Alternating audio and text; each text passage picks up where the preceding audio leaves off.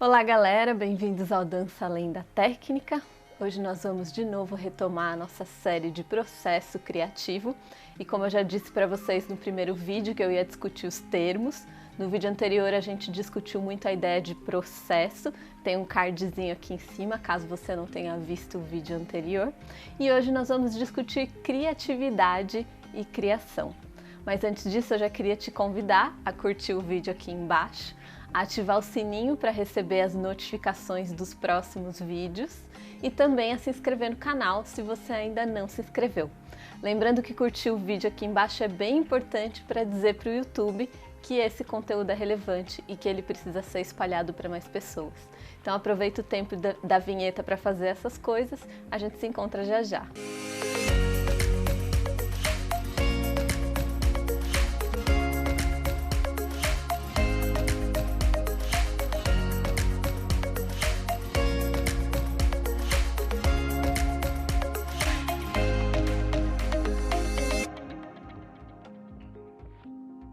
Então vamos lá conversar um pouquinho sobre criatividade.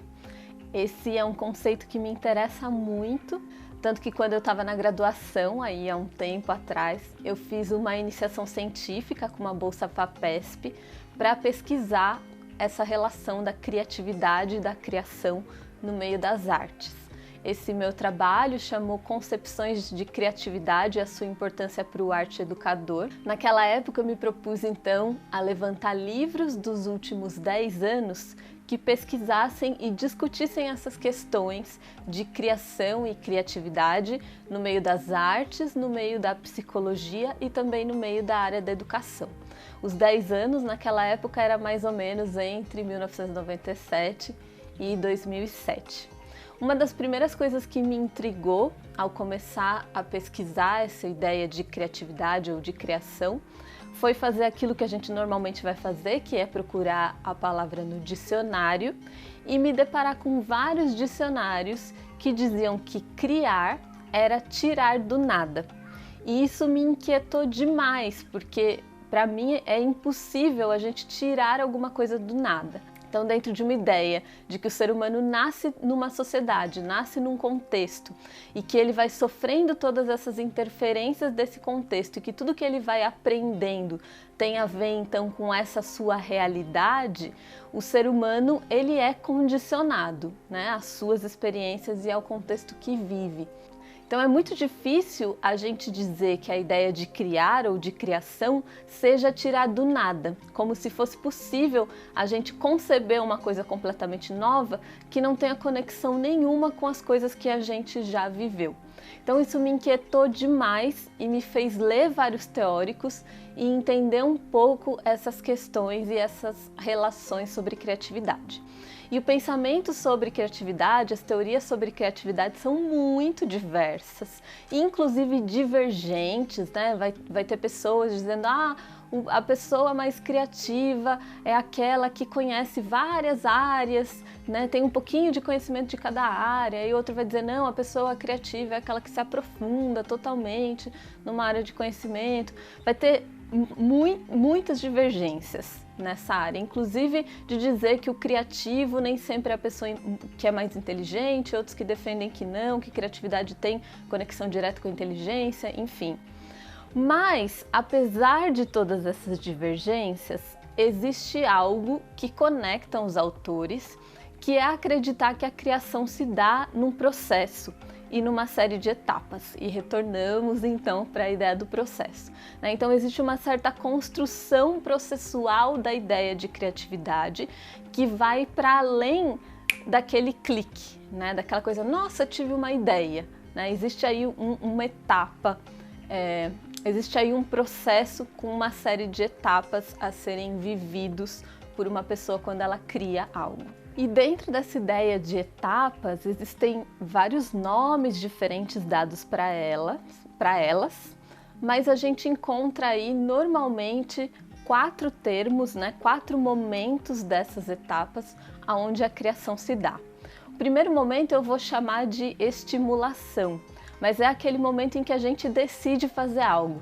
né? Aquele desejo de, nossa, preciso criar alguma coisa, quero fazer algo novo, preciso ter uma nova ideia, vou experimentar não sei o quê, né?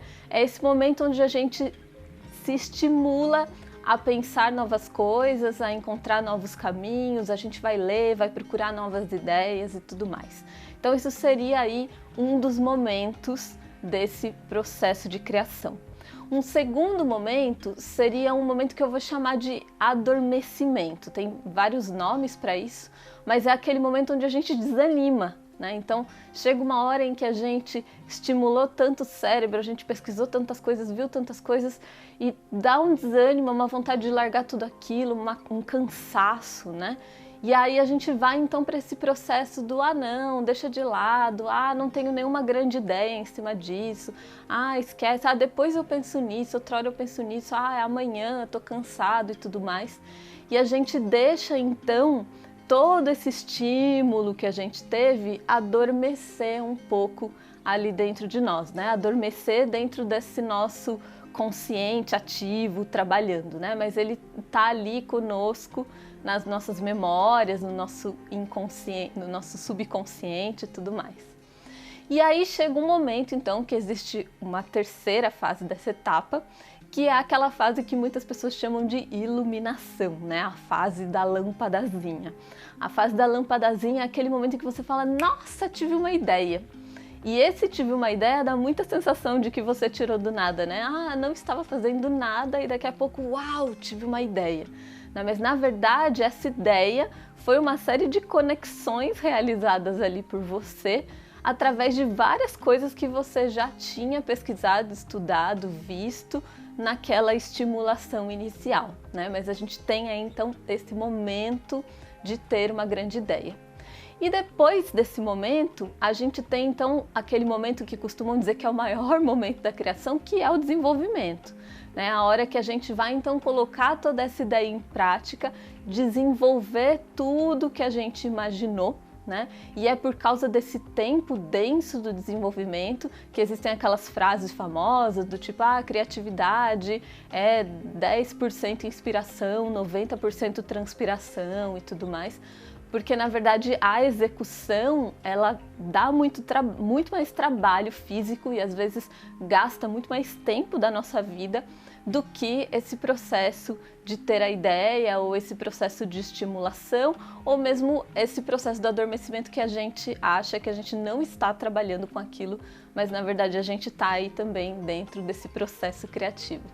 É legal a gente saber também que apesar da gente ter esses 4 momentos e eles parecerem muito linear, né? É primeiro a estimulação, depois o adormecimento, aí a gente tem uma iluminação e aí a gente vai desenvolver a proposta. Isso nem sempre acontece nessa ordem e desse jeitinho, né? Nessa linha tão tradicional.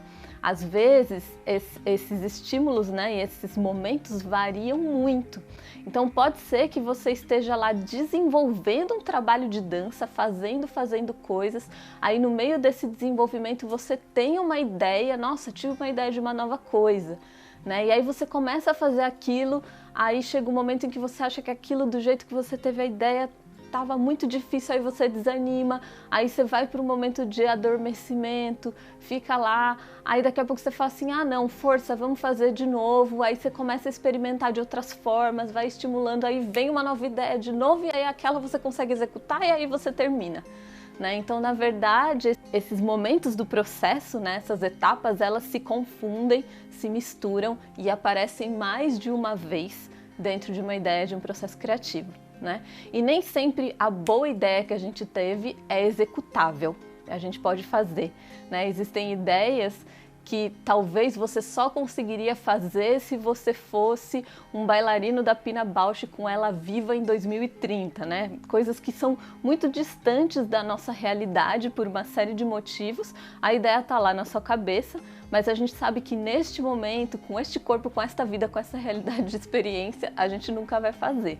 Então o processo ele vai se transformando para ir atendendo todas essas questões e essas nossas realidades. Então quando a gente fala em processo criativo em dança, a gente tem uma série de questões que podem permear essas etapas e aparecer em vários momentos do processo.